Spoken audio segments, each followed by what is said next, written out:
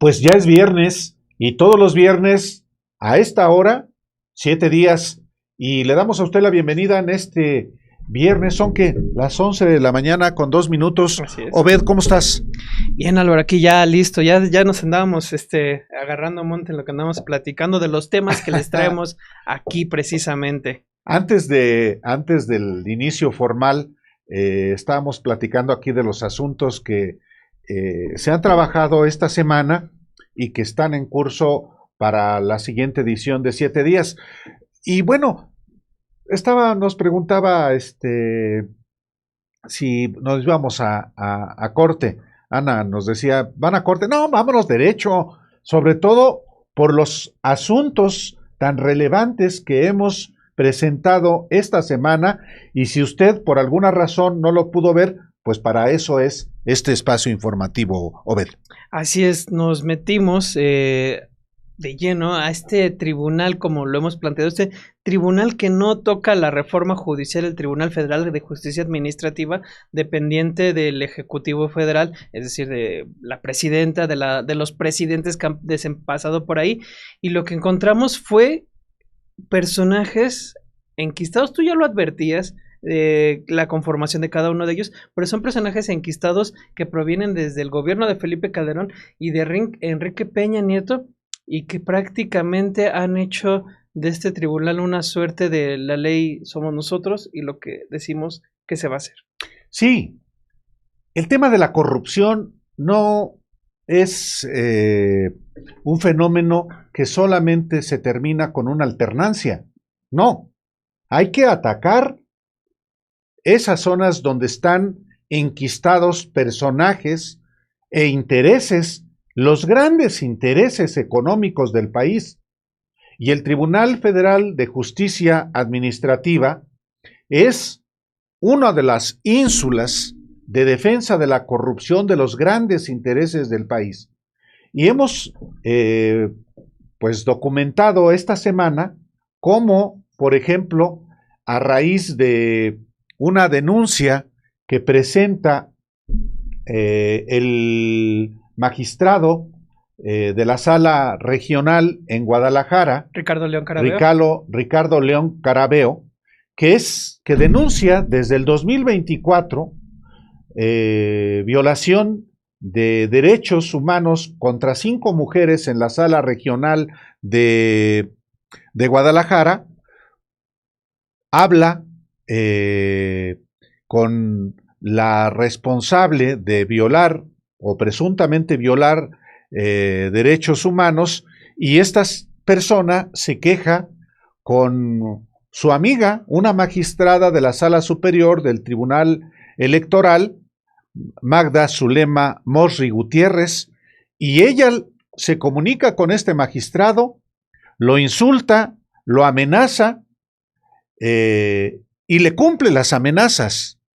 Lo manda al tribunal a la Sala Regional de este tribunal a Tabasco, y entonces eso, a partir de ese hecho, por supuesto que abordamos el tema de este Tribunal Federal de Justicia Administrativa, que, como tú lo decías, Obed, es poco conocido. No lo tocó la reforma al Poder Judicial de la Federación porque este tribunal es del Ejecutivo, y entonces pues hay que ponerle el ojo a este tribunal, como lo hicimos a partir de esta denuncia que es tremenda. Una magistrada de la Sala Superior de este tribunal amenaza a otro magistrado por defender a 5 mujeres que han sufrido violencia de género, y la presidenta de la Comisión de Género de este tribunal de la Sala Superior no solamente no defiende a las mujeres, sino que se va contra este magistrado. Y además él recurre incluso al presidente de la Sala Superior, Valls Esponda, y lo que obtiene por respuesta es: tú eres el nuevo, tú adáptate. Y es decir, y empezamos ahí a ver la manera en la que operan, que siempre va contraria a las denuncias que estaban documentadas de 5 mujeres, quien termina denunciado termina separado, no sucede nada y nos vamos dando cuenta del poder, de la trascendencia que tienen cada uno de estos personajes. Barça Esponda, por ejemplo, él estuvo en los gobiernos de Felipe Calderón Hinojosa y de Enrique Peña Nieto. Enrique Peña Nieto es el que lo propone precisamente para llegar al Tribunal Federal de Justicia Administrativa, y él acaba de recién asumir en la presidencia de la Sala Superior, que este año también se va a volver a renovar. Efectivamente. Entonces, este tribunal es presidido por alguien que viene del gobierno de Enrique Peña Nieto, pero la magistrada Mosri Gutiérrez viene desde el gobierno de Felipe Calderón. Aquí lo hemos informado. Ella trabajó en el gobierno de Sonora cuando el gobernador era Manlio Fabio Beltrones. Ella trabajó en el Senado cuando el coordinador de los senadores del PRI era Manlio Fabio Beltrones. Ella ha trabajado en esta sala, fue propuesta por Felipe Calderón en 2012 para un periodo de 15 años que se vencen en el 2027. Pero, pues es lo que le vamos a presentar enseguida, una primera ojeada sobre este Tribunal Federal de Justicia Administrativa. Así es que vamos a ver este trabajo. La magistrada Magda Zulema Mosri Gutiérrez enfureció cuando supo que otro magistrado, Ricardo León Carabeo, atendió denuncias de 5 mujeres por violencia de género, a cuya presunta responsable despidió y lo llamó para ordenarle, con insultos y amenazas, retractarse de su decisión. ¿Quién te crees? Eres un mediocre. Durante 28 minutos, sin permitir interrupciones, Mosri Gutiérrez, magistrada de la Sala Superior del Tribunal Federal de Justicia Administrativa, agredió vía telefónica a León Carabeo, magistrado de la Sala Regional de Guadalajara, Jalisco, quien había despedido a Yasmín Aguilar Rodríguez, la secretaria de Acuerdos de la Sala, acusada por 5 mujeres de violencia de género. Mosri Gutiérrez, esposa del general Rafael Macedo de la Concha y quien llegó a magistrada propuesta por Felipe Calderón Hinojosa en 2012, cumplió su amenaza de cambiar de adscripción a León Carabeo, impulsado por el expresidente Andrés Manuel López Obrador, al moverlo de Guadalajara a Villahermosa, Tabasco, después de la denuncia que él presentó ante la Junta de Gobierno del Tribunal Federal de Justicia Administrativa, como consta en documentos que obtuvo sin embargo. He sido destinatario de agresiones y cuestionamientos al margen de la ética y la ley por parte de la magistrada Magda Zulema Mosri Gutiérrez, lo que constituye acoso laboral, dice León Carabeo en la denuncia que presentó el 2 de mayo de 2024 ante Jorge Octavio Gutiérrez Vargas, integrante de la Junta de Gobierno y Administración y visitador de la Sala Regional de Occidente, en la que pide que se atienda el caso. Sin embargo, desde entonces la denuncia no ha sido atendida en el Tribunal Federal de Justicia Administrativa, cuyos magistrados no se incluyeron en la elección judicial porque es un órgano del Poder Ejecutivo, cuyo titular nombra a sus integrantes. De hecho, aún hay magistrados del tribunal que fueron nombrados por Calderón y Enrique Peña Nieto, como Víctor Orduña, consejero de Diego Fernández de Ceballos, Rafael Estrada Sámano, amigo de Calderón, así como el exsenador Carlos Chaurán Arzate, allegado a Manlio Fabio Beltrones. El presidente de la Sala Superior del Federal de Justicia Administrativa, Guillermo Barça Esponda, trabajó en la Procuraduría General de la República de Calderón y en el Servicio de Administración Tributaria de Peña Nieto. Carabeo acudió a él para hacerle conocer los ataques de Mosri Gutiérrez y lo único que obtuvo como respuesta fue un «adáptate, el nuevo eres tú», como consta en la solicitud de recusamiento que presentó León Carabeo el 14 de abril pasado. León Carabeo fue propuesto por López Obrador como magistrado presidente de la Sala Regional de Guadalajara, integrada también por las magistradas Georgina Ponce Orozco y María Teresa Martínez García. La presidenta Claudia Sheinbaum Pardo reconoció el pasado 27 de marzo que debe revisarse el funcionamiento del Tribunal Federal de Justicia Administrativa. En ese entonces, la presidenta lamentó que una sala hubiera determinado no sancionar al excomisionado Óscar Guerra Fort por ocupar la tarjeta institucional del INAI para gastar en centros nocturnos. Ricardo León Carabeo exhibió, además, otras conductas y prácticas dentro de este tribunal.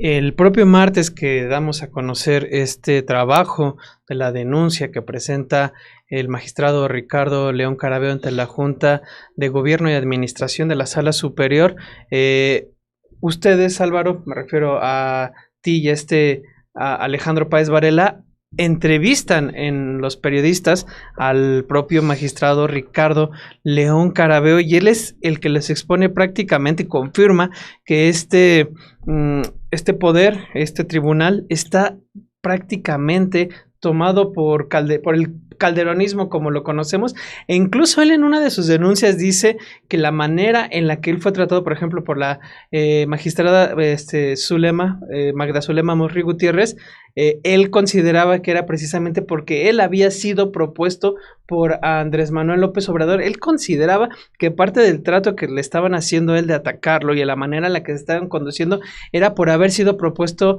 por el expresidente Andrés Manuel López Obrador, entonces presidente, porque no encontraba lógica la manera en la que se conducían con él. Entonces en la entrevista él profundiza un poco sobre ciertamente cuál es la conformación que existe dentro de este tribunal. Efectivamente es esta conversación con el magistrado León Carabeo que tuvimos el martes en Los Periodistas, expone justamente cuál es la dimensión de este tribunal y cuáles son los intereses que están enquistados en este mismo tribunal.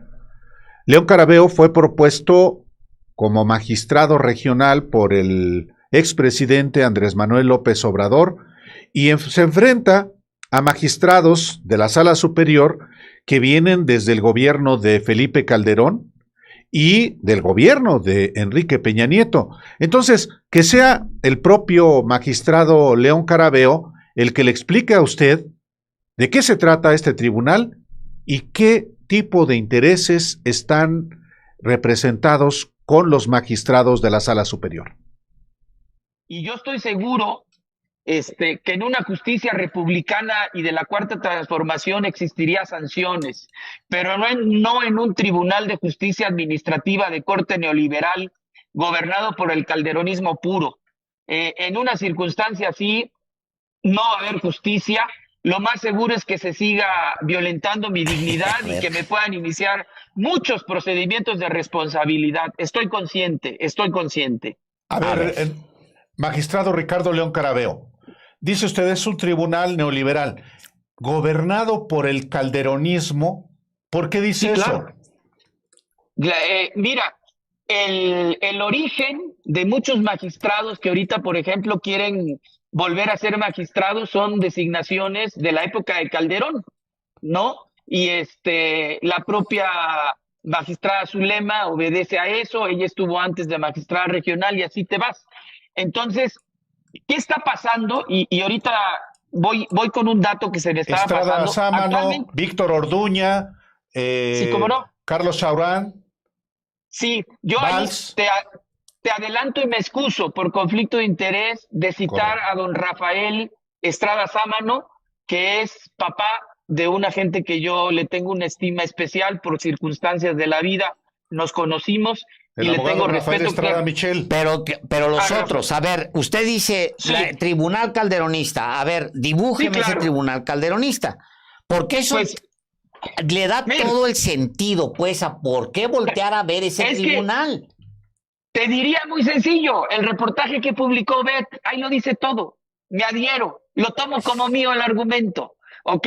Ahí está, lo hizo magistral, pues, ¿no? Es un tribunal de corte neoliberal, prianista, con otra visión de la vida, de la simulación a la ley, es un tribunal de la opacidad, del discurso, del buen discurso jurídico, como aquello de medios alternativos de la solución de conflictos que son inaplicables en la administración pública cuando se trata de temas fiscales, por ejemplo, pero como es un tema que trae la familia Valls personalizado, pues hay que darle. Como es un tribunal de intereses, pues por eso el Congreso de los magistrados ahora, este es un buen dato, va a ser en Chiapas. Y el señor Valls es de Chiapas. Yo ya dije que no voy, yo no le voy a ir a aplaudir a nadie. ni le voy a secundar ninguna aspiración para ser presidente del Tribunal Superior de Justicia del Estado de Chiapas ni nada, porque atrás de ese evento hay un interés político que yo no voy a secundar. Yo sí creo que se debe de tener cierta pulcritud en esto. Hay otro dato, hay un déficit normativo en el tribunal. Hay muchas normas que no existen administrativamente. Entonces es un tribunal que está basado más en la práctica que en la norma. Y con esto me voy a convertir en el magistrado más impopular del tribunal, pero quizás en la simpatía del pueblo de México, porque hay muchos magistrados que ya se acomodaron, ¿no? Ahí está la gran simulación. No hay antecedente de una denuncia pública como la que hace el magistrado Ricardo León Carabeo sobre cómo se conduce un tribunal como el Federal de Justicia Administrativa. Por eso tiene también enorme relevancia y pone en el ojo público lo que es este tribunal opaco, desconocido y que anida tantísimos intereses y muchas arbitrariedades, Obed.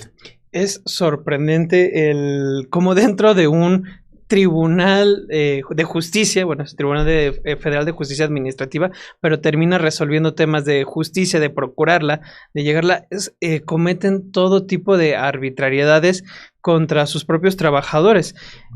Nos llega una denuncia, conocemos una denuncia de cómo Yolanda García Medina, magistrada de la Segunda Sala Regional de Baja California, quien presume su amistad con la magistrada Magda Zulema Morri Gutiérrez, coinciden ellas en algún momento cuando las dos trabajaban en esta sala regional, antes de que la magistrada Morri Gutiérrez fuera a la sala superior. Ellas entablan una amistad y esta Yolanda, la magistrada Yolanda García, pues prácticamente se utiliza esta amistad con la magistrada Magda pues para actuar de manera arbitraria. Aquí lo que nos llega es un caso en el cual están acosando a una secretaria de acuerdos con la que hay pues prácticamente un desacuerdo en distintas cuestiones laborales y la van hostigando.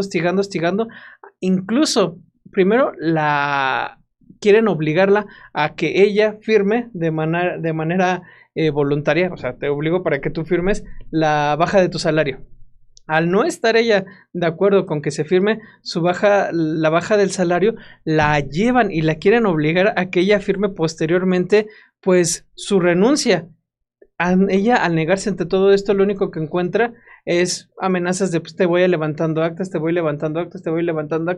hasta que al final terminan prescindiendo de sus servicios de esta secretaria de acuerdos. Quienes lo hacen son magistradas, bueno, en este caso es la magistrada, con apoyo de la sala superior. O sea, es mismo un modus operandi que de alguna manera se replica con lo del magistrado Ricardo León Carabeo, que en su caso no fue despedido, simplemente fue transferido a otra sala regional. Pues sí, pero son amenazas cumplidas. Exacto. En un tribunal de justicia, lo que impera es la arbitrariedad, la injusticia, el abuso. Y eso, por supuesto que debe darse a conocer, y le presentamos enseguida este trabajo también que hemos publicado aquí en Sin embargo. Violencias, amenazas, hostigamiento laboral y prácticas ilegales como la reducción de salario y el obligar al personal a presentar su renuncia son parte de la realidad que se ha instalado en el Tribunal Federal de Justicia Administrativa, el único reducto que quedó fuera de la reforma judicial al tratarse de un órgano de justicia que depende del Ejecutivo Federal, el cual es controlado por magistrados ligados al calderonismo. Una nueva denuncia que fue proporcionada, sin embargo, da cuenta de cómo la Junta de Gobierno y Administración de este tribunal, que encabeza Guillermo Balsa Esponda, ha hecho caso omiso a las denuncias por violencia y amenazas y otras prácticas que violan el propio protocolo para la prevención, atención y sanción de la violencia laboral en el Tribunal Federal de Justicia Administrativa. Se trata de una denuncia por violencia laboral que presentó el pasado 15 de junio la secretaria de Acuerdos, Carla Yolanda Cuevas Morales, en la que exhibió a la magistrada Yolanda García Medina de haberla sometido a violencia laboral, amenazas y difamación que en un inicio se materializaron con el levantamiento de actas administrativas, pero que escalaron a la exigencia de que firmara un documento para que le fuera reducido su salario, aun cuando esto contraviene las propias reglas del tribunal. La magistrada Yolanda García Medina incluso exigió a la secretaria de Acuerdos que presentara su renuncia voluntaria o, de lo contrario, sería acreedora a otra acta administrativa, como consta en uno de los audios de prueba que acompañan a la denuncia por violencia laboral al cual tuvo acceso este medio. Lo que yo quiero ahorita es que ya me presentes tu renuncia, se escucha decir a la magistrada Yolanda García Medina en esta grabación. Ante la petición, Carla Yolanda Cuevas Morales le pide que la despidan conforme a la ley, ante lo cual la magistrada la amenaza: te levanto una acta para insistir después. A mí me dieron la instrucción de que te levantara un acta. Luego de meses de haber mantenido su denuncia a la magistrada García Medina, esta semana le fue notificado a Carla Yolanda Cuevas Morales verbalmente su despido, aun cuando subsiste su denuncia. El mismo día que le fue notificado el fin de su relación laboral, el magistrado Guillermo Valls Esponda le envió un escrito a Carla Yolanda Cuevas Morales para pedirle pruebas de su denuncia, pruebas que constan en los recursos que presentó. Sin embargo, dio a conocer esta semana otro testimonio sobre cómo dentro de este Tribunal Federal de Justicia Administrativa, los magistrados son señalados de amenazar e insultar a sus pares y empleados sin que haya repercusiones.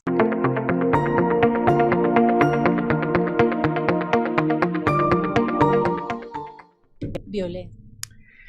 Bien, es interesante cómo van cayendo cada una de estas denuncias, bueno, que las vamos conociendo poco a poco y que van configurando de alguna manera poco a poco piezas sobre lo que ocurre dentro del Tribunal Federal de Justicia Administrativa.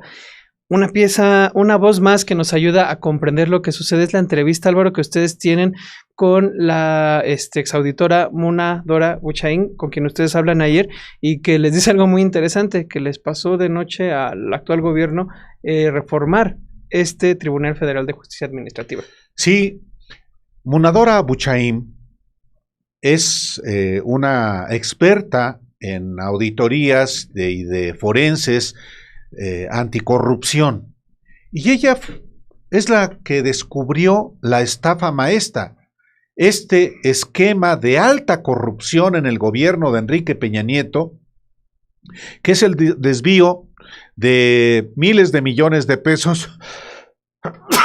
Ay, caramba. Bueno, usted sabe que aquí no nos importa si se nos mueve la cana que me acaba de salir. Digo, si destornudamos como ahorita. Pero le decía, Munadora Buchaín es quien descubre desde la Auditoría Superior de la Federación el desvío multimillonario en el gobierno de Enrique Peña Nieto de recursos a través inclusive de universidades. Exacto. Para pues desviar dinero, quién sabe a dónde.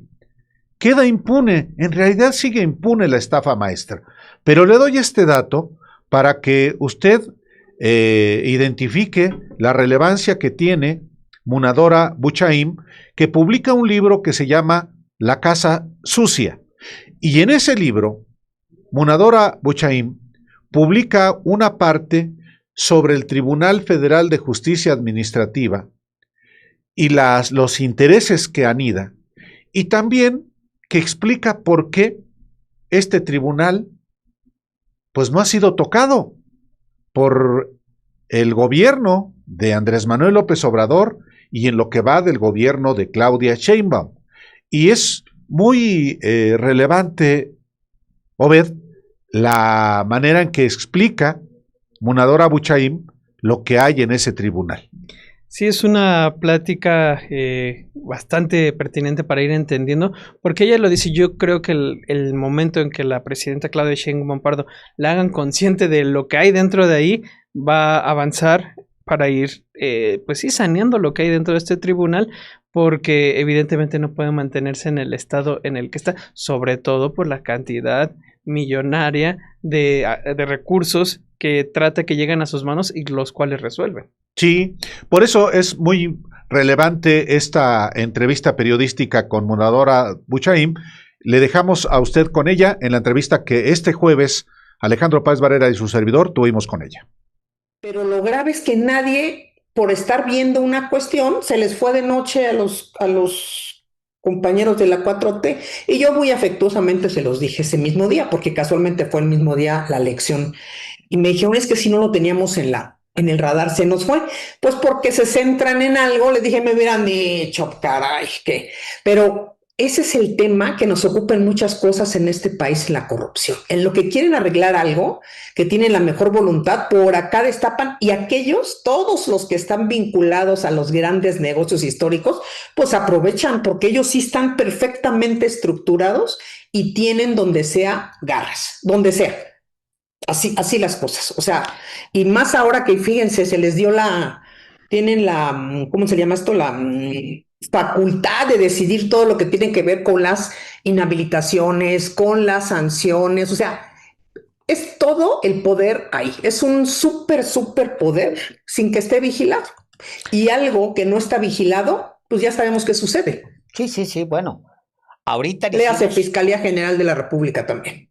En el Tribunal Federal de Justicia Administrativa, este mismo año habrá un nuevo presidente. Esta posibilidad, esta coyuntura de que Valls Esponda termine su periodo, puede dar lugar a que desde el Ejecutivo, más específicamente de la presidenta Claudia Sheinbaum, pueda sacudir, estrujar esa institución para que actúe conforme a los intereses nacionales y no conforme a intereses facciosos y espurios? Yo creo que sí. Sabemos que en este país quien manda, manda. Aunque otros digan que no, sí manda. Y la presidenta en esta coyuntura del tribunal, no solamente esto, yo recuerdo que cuando estábamos les decía que en el pleno anticorrupción, se presentó una propuesta de reforma a la ley, al reglamento interno de este tribunal, para poder cambiar las reglas, porque están también a modo, para que nada más lleguen los de adentro, o sea, los que llevan años ahí. Y entonces, como el antiguo magisterio y demás, que los que estaban, aunque fueras competente, no tenía que quedar en la misma red, bueno, como los partidos, no me voy a ir muy lejos, ¿no? Entonces, por supuesto, esa ley está sobre la mesa, hay que reformarla, hay que actualizarlo, al igual que lo de la auditoría, porque imagínense, tiene cuántos años de vida haciendo las mismas cosas, y la corrupción evolucionó, las personas han estado imbrincadas, han estado nombradas por dedo para cuestiones, es como los premian y luego se pueden reelegir, y luego cuando acaba se amparan y no llegan, no, es toda una maraña, y son de veras unos, ¿cómo podría decir esa palabra? Son bendecidos por el universo, es lo que quiero decir, con todos los beneficios que tienen. Y aquí ni siquiera son regulados por... Y échenle ojo a las fiscalías, a la inteligencia, a la Procuraduría Fiscal, a ese tribunal, se han sido auditados, nomás échenle ojo. Ahí están los grandes negocios de impunidad. Prebendas a cambio de, y aquí hay negocios, yo te mando esto prescrito, tú me dices, aquí te cobro, yo le cobro, yo soy... Y ahí están todos los despachos que ustedes mencionan. Todo gira hacia el mismo canal, porque hay toda una estructura y hay el líder que maneja a todos ellos, ¿no? Que cuando les truenan los dedos vuelan. Ahí están todavía vivos. Hay un personaje que fuiste identificando, lo fuimos platicando, un operador político de Roberto Madrazo, un operador también político cercano a Manlio Fabio Beltrones, a estos priistas, que hoy está a la unidad técnica de lo contencioso del INE, un hombre que tal vez no te puede decir nada, pero cuando uno va entendiendo que es, digamos, dentro del INE el responsable de hacer todas las sanciones y que hoy se están convirtiendo en censura a periodistas y medios. Hablo de Hugo Patlán Matehuala. ¿Quién es, Álvaro? Lo voy a poner de esta manera. Hay muchas quejas de periodistas y de medios en el sentido de que la Cuarta Transformación censura y el INE es el que censura. Nada más que resulta que el que censura desde el INE es un priista. Sí, un priista que fue subsecretario de Acción Electoral del Comité Ejecutivo Nacional del PRI cuando el presidente de este partido era Manlio Fabio Beltrones. Fue representante jurídico de Roberto Madrazo cuando fue presidente del PRI y luego candidato presidencial. Se trata de Hugo Patlán Matehuala, un abogado guanajuatense que tiene más de 30 años como priista y 25 años en posiciones importantes en el PRI. Y resulta que la actual consejera presidenta del INE, Guadalupe Tadei, lo nombra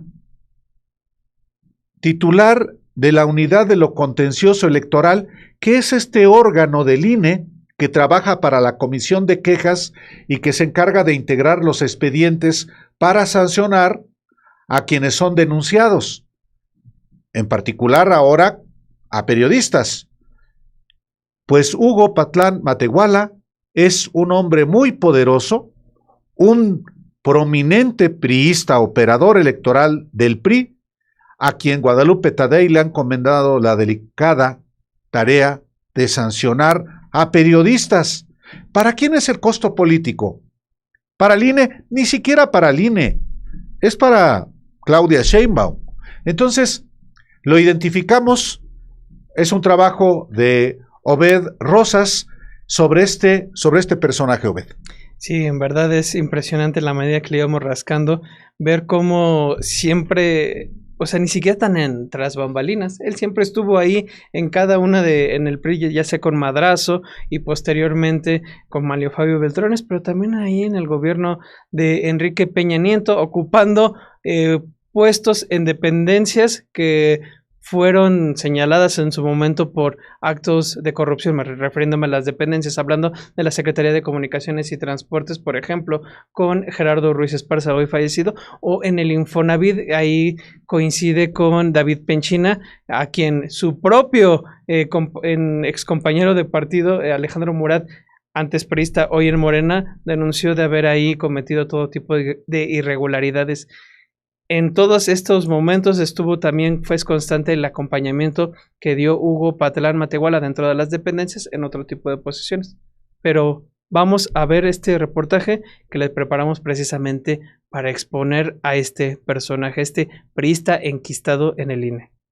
Guadalupe Tadei Zavala, consejera presidenta del INE, encomendó a un priista que ha sido operador electoral y jurídico de Manlio Fabio Beltrones y Roberto Madrazo Pintado, Hugo Patlán Matehuala, la tarea de integrar los expedientes para censurar y generar sanciones contra periodistas, medios de comunicación y hasta redes sociales. Patlán Matehuala, designado como encargado del despacho de la Unidad de lo Contencioso Electoral del INE, tiene, entre otras funciones, sustanciar infracciones electorales de los partidos políticos, pero también tiene el poder de censurar el trabajo de los periodistas, medios de comunicación y redes sociales mediante la figura de medidas cautelares con las que ordena suprimir publicaciones, a menudo sin notificar a las personas e instituciones afectadas. Patlán Matehuala, quien cuenta con una carrera de al menos un cuarto de siglo en el PRI, llegó al cargo en octubre de 2023, cuando Tadei lo designó como sustituto de Manuel Alberto Cruz Martínez. Desde entonces, este operador electoral y abogado priista ha emitido medidas cautelares para eliminar publicaciones de periodistas con el pretexto de que incurren en violencia política en razón de género. La trayectoria de Patlán Matehuala no es ajena a los procesos electorales. En el 2000 representó legalmente al PRI ante el Tribunal Electoral del Poder Judicial de la Federación. 2 años después, se desempeñó como secretario técnico de la Comisión para el Desarrollo del Proceso Interno y subsecretario de Elecciones del CEN en el PRI, en un proceso en el que resultó ganador el tabasqueño Roberto Madrazo como dirigente nacional y el Bester Gordillo como secretaria ejecutiva. En junio de 2005 formó parte del Grupo de Trabajo para la Fiscalización de la Rendición de Cuentas y la Transparencia de las Precampañas Presidenciales del PRI. En enero de 2006, Hugo Patlán Matehuala formó parte de la llamada nomenclatura de Roberto Madrazo, Madrazo. A Patlán Matehuala se le comisionó en el proceso como uno de los enlaces regionales de giras de la campaña en la que Madrazo quedaría en un tercer lugar, detrás de López Obrador y Felipe Calderón. Durante el gobierno de Calderón, Hugo Patlán Matehuala fue asesor de la bancada del PRI en la Cámara de Diputados en la 61 legislatura, cuando el coordinador era Manlio Fabio Beltrones. Posteriormente, en 2013, ya con el regreso del PRI al poder de la mano de Enrique Peña Nieto, Patlán Matehuala fue coordinador de asesores del subsecretario de Enlace Legislativo, Felipe Solís Acero, uno de los principales operadores políticos de Beltrones. En la Secretaría de Gobernación, encabezada en esos años por Miguel Ángel Osorio Chong, Patlán Matehuala pasaría a desempeñarse como director general adjunto de la Subsecretaría de Transporte de la Secretaría de Comunicaciones y Transportes de junio de 2013 a enero de 2015, que administró el hoy fallecido Gerardo Ruiz Esparza. Posteriormente, regresaría por un breve periodo, de septiembre de 2015 a febrero de 2016, a la Subsecretaría de Enlace Legislativo encabezada por Felipe Solís Acero, para después regresar al Comité Ejecutivo Nacional del PRI, entonces encabezado por Manlio Fabio Beltrones. Lo haría como subsecretario en la Secretaría de Acción Electoral. Ante el fracaso de la dirigencia de Beltrones en el PRI, Hugo Patlán Matehuala se sumó en 2016 como gerente senior de lo contencioso y consultivo fiscal de la Coordinación General de Recaudación Fiscal del Infonavit, entonces presidido por David Penchina. Patlán se mantuvo en su puesto hasta abril de 2019, es decir, ya en la gestión de Carlos Martínez Velázquez. Tras su salida, se incorporó como coordinador de operación y evaluación estratégica del IMSS, ya entonces encabezado por Zoe Robledo, cuyo padre, Eduardo Robledo, es cercano a Beltrones y a Madrazo desde el sexenio de Carlos Salinas. Hugo Patlán Matehuala dejó en julio de 2019 el IMSS para sumarse al INE de Guadalupe Tadei, de quien fue su asesor para luego ser nombrado encargado de despacho de la Dirección Jurídica en junio de 2023.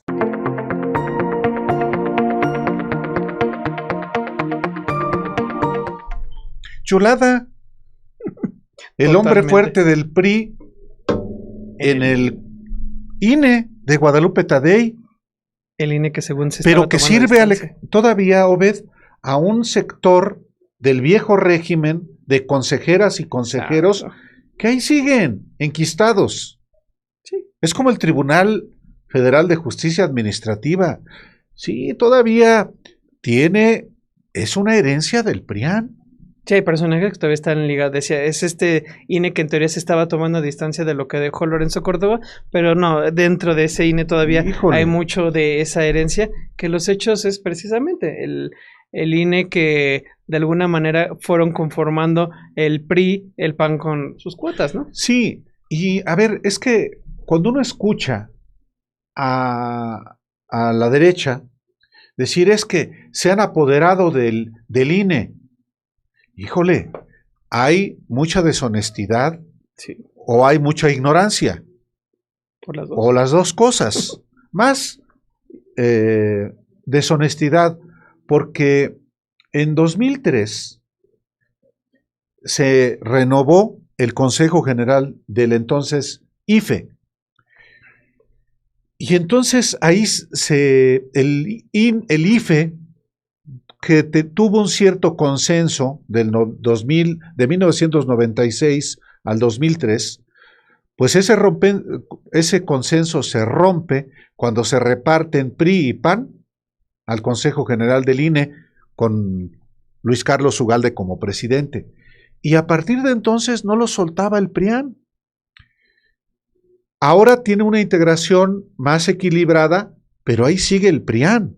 Y uno diría, está correcto que haya equilibrios para que efectivamente no haya gandalles, pero en estos equilibrios hay tumores, porque este es un tumor, el que haya un personero, un operador electoral de Beltrones, de Roberto Madrazo, que son la mafia política, parte de la mafia del poder.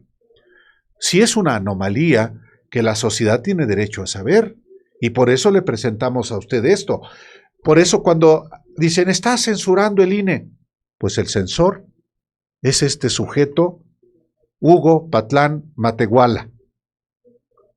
Es importante, a veces los personajes que toman las decisiones más relevantes suelen pasar desapercibidos y nos vamos siempre por quienes están al frente de las instituciones. Pues bueno, precisamente para eso trajimos a relevancia a este personaje. Pero bueno, pasando a otro tema, también dentro de estas instituciones que están muy impregnadas de esa herencia del PRI y del PAN, en la Suprema Corte de Justicia de la Nación, que me dabas cuenta, recordabas hace rato cómo la presidenta Claudia Sheinbaum Pardo dice que Alejandro Moreno Cárdenas, el dirigente nacional del PRI, se sigue reuniendo con Norma Piña Hernández. Pues resulta, Álvaro, que dentro de esta Suprema Corte, donde todavía está esa relación, el PRI, PAN y los membretes de Claudio X no dan por perdido aún las impugnaciones que se pueden hacer con los dos magistrados electorales. Han estado presentando una serie de recursos con los mismos argumentos, y eso, ¿de qué manera podría afectar el proceso? Es muy importante este asunto, no lo pierda usted de vista, porque las impugnaciones a la elección judicial, la mayoría se van a ir al Tribunal Electoral del Poder Judicial de la Federación. Pero la Suprema Corte de Justicia, que está a menos de 2 meses de terminar esta actual Suprema Corte, todavía puede anular la elección de 2 magistrados electorales, una magistrada y un magistrado electos el 1 de junio. La Suprema Corte de Norma Piña puede anular esta elección porque es la que constitucionalmente califica la elección, y es a esta instancia a la que han acudido PRI, PAN y el partido político Movimiento Ciudadano, que ni es movimiento ni es ciudadano, sino un vil partido político, y los membretes de Claudio X González han acudido a impugnar esta elección, y hay que estar pendientes porque tienen posibilidad, tienen las facultades para anular si es que alcanzan una mayoría en la Suprema Corte. Por eso es importante ponerle el ojo a este tema. Y este es un reportaje de nuestra compañera Romina Gándara. Veámosla.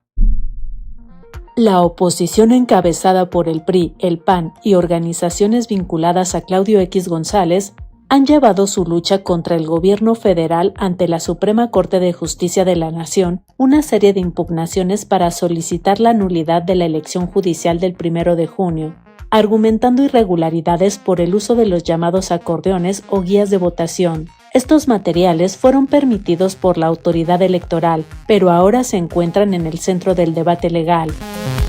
La Suprema Corte, bajo la presidencia de Norma Piña, debe resolver estos recursos antes del 28 de agosto, fecha límite para la transición del nuevo Poder Judicial electo en urnas. Entre las impugnaciones presentadas hay una del PRI, otra del PAN, firmada por Santiago Torreblanca Engel, y otras promovidas por organizaciones como Amigos en Colaboración, el Consejo Nacional de Litigio Estratégico, el Supremo Consejo Nacional Indígena y un grupo de 23 personas candidatas a magistraturas que no resultaron electas.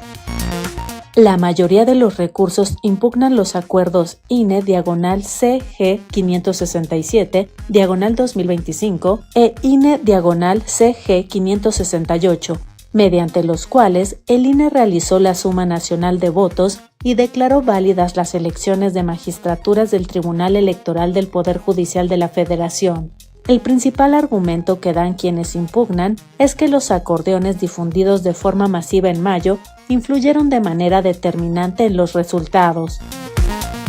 El PAN, en su presentación de impugnación, argumenta que estos materiales dirigieron el voto hacia candidaturas específicas, violando los principios de independencia judicial, división de poderes y equidad en la contienda. Su recurso incluye 14 notas periodísticas y diversas fotografías de los acordeones. Además, sostiene que los ganadores coincidieron de forma abrumadora con los nombres que aparecían en estas guías. Por su parte, otra impugnación firmada por Amigos en Colaboración y Colectivo Poder también pidieron anular la elección por violaciones a la libertad del sufragio y a los principios de legalidad, representatividad y no regresividad. En su amparo citan el informe de la Misión de Observación Electoral de la OEA, que señaló que 9 de los ganadores a la Suprema Corte fueron promovidos en los acordeones, 6 de ellos propuestos por el Ejecutivo. Según esta organización, hubo una operación de coacción del voto impulsada por Morena y actores políticos, lo cual anula la validez democrática del proceso. El uso de acordeones, que es el principal argumento que están usando para tratar de inválida la elección, es un tema que precisamente nuevamente dividió al Consejo General del INE en su sesión de este jueves 26 de junio. Con 6 votos a favor y 5 en contra, el órgano validó la elección de magistraturas de circuito, pero también canceló 46 candidaturas por incumplir el promedio mínimo requerido. Por su parte, la presidenta Claudia Sheinbaum fue cuestionada sobre este tema el viernes 27 de junio. Rechazó la anulación por acordeones y recordó que advirtió con anticipación la necesidad de supervisar rigurosamente el proceso de selección. También señaló que la responsabilidad de revisar perfiles antes de la votación recaía en el INE y en el tribunal. Sobre la validación de los 46 perfiles, Sheinbaum dijo que su sugerencia fue revisar los antecedentes de las candidaturas en redes y otras fuentes para evitar polémicas. Destacó que la cancelación representa apenas el 0.03% del total de aspirantes y que el tribunal será quien resuelva la entrada de los nuevos integrantes del Poder Judicial.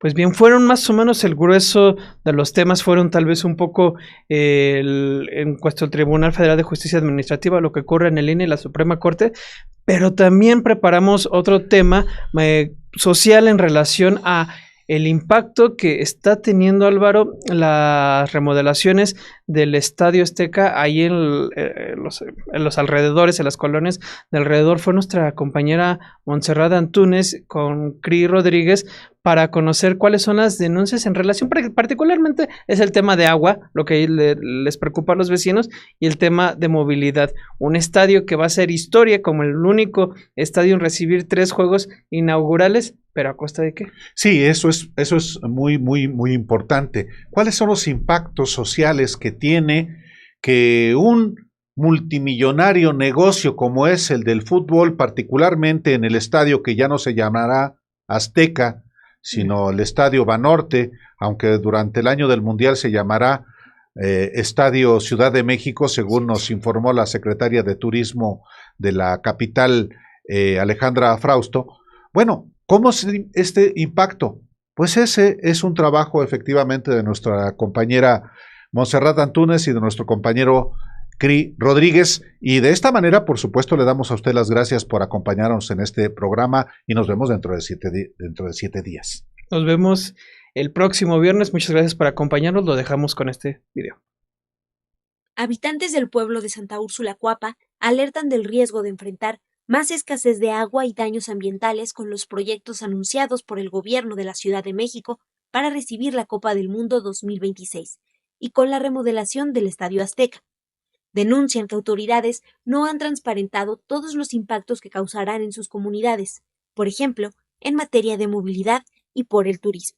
Digamos que realmente no hay como un plan de amortiguamiento por el tema del mundial. Lo que vemos es que se van a hacer obras públicas, pero estas obras públicas no son, digamos, como una idea de plan de mitigación o de gestión justo del turismo, sino más bien son acciones que deben hacerse para el bienestar de la comunidad, ¿no? O sea, como mejorar el drenaje, poner movilidad muchísimo más adecuada, cambiar la red de distribución de agua. Eso es lo que nos dicen que van a hacer por el tema del mundial, pero nosotros pensamos que eso se tiene que hacer independientemente de si hay un mundial o no en nuestra zona. Durante los últimos años, vecinos y vecinas han denunciado la escasez de agua que provocan los desarrollos inmobiliarios y exigen acceso al agua de forma equitativa. Con los preparativos para el mundial, habitantes rechazan que la empresa Televisa, dueña del Estadio Azteca, tenga desde 2019 una concesión de agua. La jefa de gobierno, Clara Brugada, conversó con habitantes de Santa Úrsula en mayo.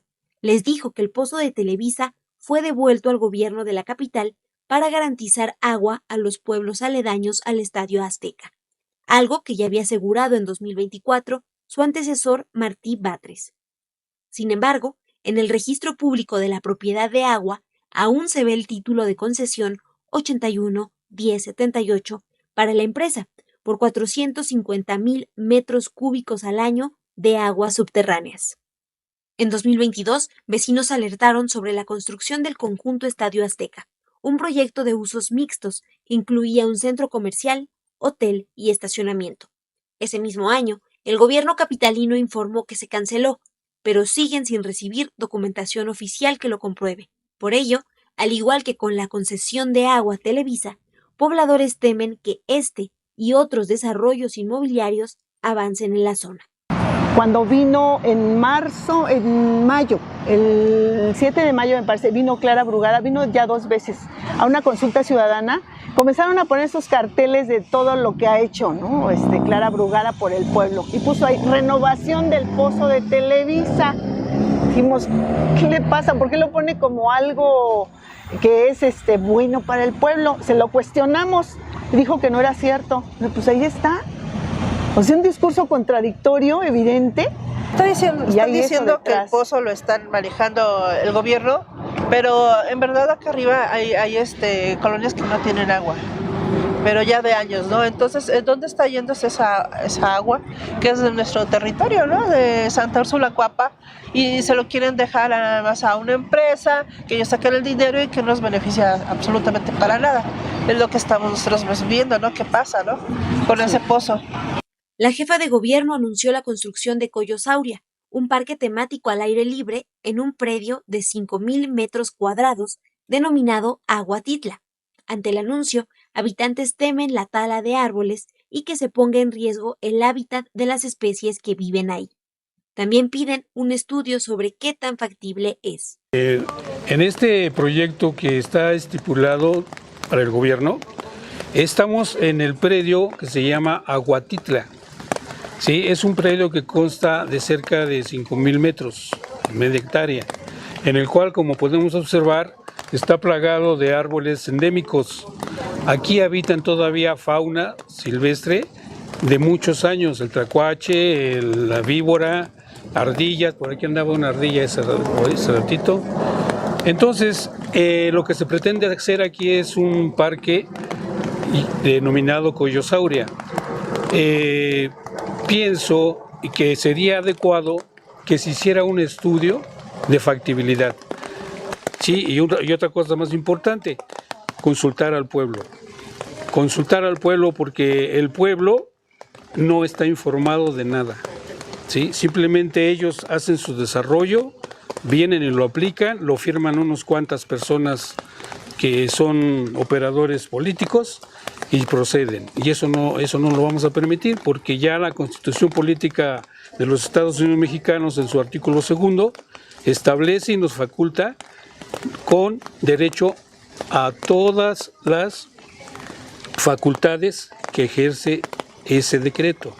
Entonces, nosotros no estamos en contra del desarrollo, simple y sencillamente que se haga apegado a la ley, que se haga apegado a las normas establecidas para salvaguardar los derechos de los pueblos originarios en la Ciudad de México. Nos parece más que un despropósito, un acto indignante, porque esto sería un ecocidio porque efectivamente, como dijo el señor Rubén, hay especies, una gran variedad de especies aquí, se han avistado pájaros carpinteros, hay tlacuaches, cacomixtles, entonces no vamos a permitir esto y esperamos que la gente se entere adecuadamente de todo ello, porque un ecocidio más en esta ciudad nos condena a la muerte. Rubén Ramírez, autoridad tradicional del pueblo Santa Úrsula Cuapa, ha documentado la historia de Santa Úrsula, que ha coexistido desde antes de la conquista con el pueblo tepenaca. Por ello, insiste en el derecho a ser consultados, algo que tampoco ha hecho la alcaldía Coyoacán que encabeza Giovanni Gutiérrez, que solo les informó en una asamblea vecinal el cambio de adoquín por concreto hidráulico en las calles Las Flores, Buenavista y Tlalmanalco, las más cercanas al Estadio Azteca. La alcaldía convocó a una asamblea del pueblo, una junta, mejor dicho, donde solamente dijeron que ya iban a dar el aviso de que iban a empezar las obras para la calle Tlalmanco, Buenavista, que es aquí donde estamos, y Las Flores, que son las calles que tienen mayor visibilidad en el circuito Estadio Azteca. Y nos informaron que ya era un hecho que iban a cambiar todo el adoquín por concreto hidráulico. Y lo daban como un hecho, les dijimos, bueno, ¿esto qué es? Algo ineluctable, ya está. Bueno, no, venimos a ver para tomar acuerdos. Entonces, ¿qué? ¿Nos están avisando que ya lo van a hacer o vienen a tomar acuerdos? Entonces vinieron a avisar eso, hubo desacuerdos y se les pedía, no, queremos que nos den así con santo y seña los estudios de factibilidad, los estudios de impacto ambiental, los estudios que hayan hecho de toda la red de drenaje y de tubería de agua potable, porque Las Flores está desastrosa, pero ustedes no han hecho esos estudios y vienen a reparar ahí fugas de agua, etcétera, y dejan todo así, desarticulado, y dicen, es que miren cómo están las calles, pero no lo hemos hecho nosotros, es el tráfico pesado, no han impedido eso, y nosotros estamos pensando, como ya en la primera fase de instalación de concreto hidráulico que fue aquí en el pueblo, en las calles de más atrás. En Textitlán, Juárez, Hidalgo y Esfuerzo. Y Esfuerzo. Hay un documento. Bueno, pues ahí ya se instaló todo esto del concreto hidráulico y han tenido serios problemas. Porque ahorita que está lloviendo, el agua baja sin retener nada, como lo hemos considerado con el adoquín, y se han inundado las casas. No aceptamos el concreto hidráulico y no es por una necedad. No es porque la creencia, no. Necesitamos estudios de factibilidad. Necesitamos estudios de infraestructura, de las condiciones actuales de toda la red de tubería de agua potable y drenaje. Y ya que corrijan todo eso, si instalan el adoquín de una manera profesional, no va a haber ningún problema, pero no lo quieren hacer. La movilidad es otra gran preocupación. El gobierno de la ciudad anunció obras de transporte público para conectar colonias de Tlalpan y Coyoacán. Telma Díaz vive a una calle del Estadio Azteca desde hace décadas. Cada evento que se realiza en el recinto la pone en riesgo a ella y a su familia, por ejemplo, con la venta de alcohol y el cobro de estacionamiento en los callejones aledaños que hacen casi imposible el tránsito. Durante años ha buscado que autoridades prioricen el cuidado de quienes viven en la zona, pero no ha pasado. Por ello, ve con desconfianza las propuestas en materia de movilidad. También lamenta que se agilizarán solo ante la premura de un evento internacional. Yo soy vecina, mi casa está en la primera calle del Estadio Azteca. Bueno, desde que nací siempre ha habido pues todo este problema, ¿no? Del estadio con los vecinos, de pues eso de que no podemos entrar a nuestras casas, o se llena de coches, ya no podemos pues entrar y salir. Entonces o salimos antes o llegamos después, casi a las 12 de la noche cuando todos hayan ido. También pues afecta, ¿no? Porque si en verdad no nos dejan entrar por donde es la principal, tenemos que darle toda la vuelta a toda la colonia y entrar. Pero hay veces que como son callejones, ni siquiera podemos salir por los callejones. Entonces pues quedamos esperándonos hasta horas, ¿no? En el coche. También, el mismo que al momento que entran los coches, se estacionan entre las calles, cierran las calles de coches, entonces no permiten ni siquiera un carril para que entre, supongamos, un accidente o un incendio. No entraría ni siquiera una ambulancia, no entraría ni siquiera los bomberos, nada, ¿no? Se ha pasado, otra vez se quemó un coche y no pudieron entrar, las ambulancias a la entrada de la calle, así, ¿no? Porque pues se llena todo y también tenemos los problemas de que pues salen las personas del estadio salen alcoholizados, entonces hay peleas, discusiones, se pelean, nuestras calles las usan de baños porque ni siquiera hay baños para ellos, y entonces sí nos afecta bastante, ¿no? A mí me ha pasado, bueno, que tengo un niño con discapacidad, ya ha pasado, se pone mal y ¿cómo le hago para sacar a mi hijo, no? Y está difícil, ¿no? La convivencia con el estadio de toda la vida. Rubén Ramírez considera que en los preparativos para el Mundial se están priorizando los intereses empresariales, particularmente de Televisa. más que los del pueblo de Santa Úrsula Cuapa. Alejandra Frausto, secretaria de Turismo, aseguró que cada semana autoridades se reúnen con habitantes para informar sobre las obras que construirán, algo que la Asamblea de Vecinos de Tlalpan y Coyoacán niega. También reclama que se ignore que como pueblos originarios tienen derecho a ser informados de los impactos en su comunidad. Esta será la tercera ocasión que el Estadio Azteca albergará una Copa del Mundo. Las otras ediciones tampoco significaron mejoras para la calidad de vida del pueblo de Santa Úrsula Cuapa. Así lo asegura la autoridad tradicional del pueblo, Rubén Ramírez.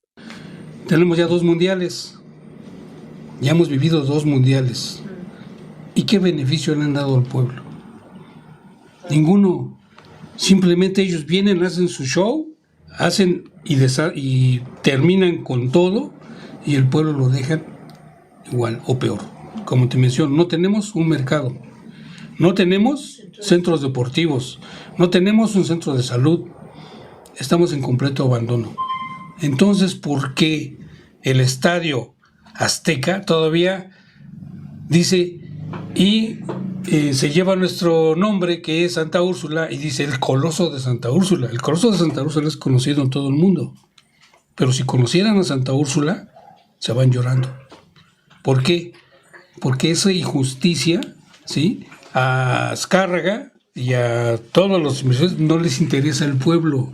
Lo que les interesa es la ganancia económica que van a obtener, pero se acabó. Ya no vamos a permitir eso. Y vamos a ir por nuestros derechos, ¿sí? Porque el mundial va a durar 1 mes. ¿Y los perjuicios que nos van a dejar?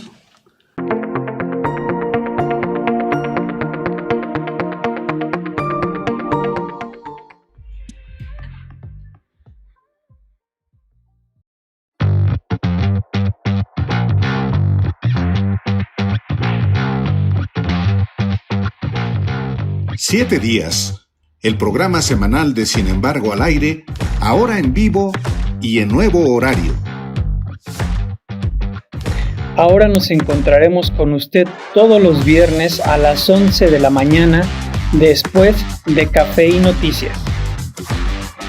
Como todos los viernes, le presentaremos el trabajo del equipo de investigación de Sin embargo, con reportajes, entrevistas, crónicas, hallazgos. Recuerde, viernes a las 11 horas con Obed Rosas y Álvaro Delgado, por Sin embargo, al aire.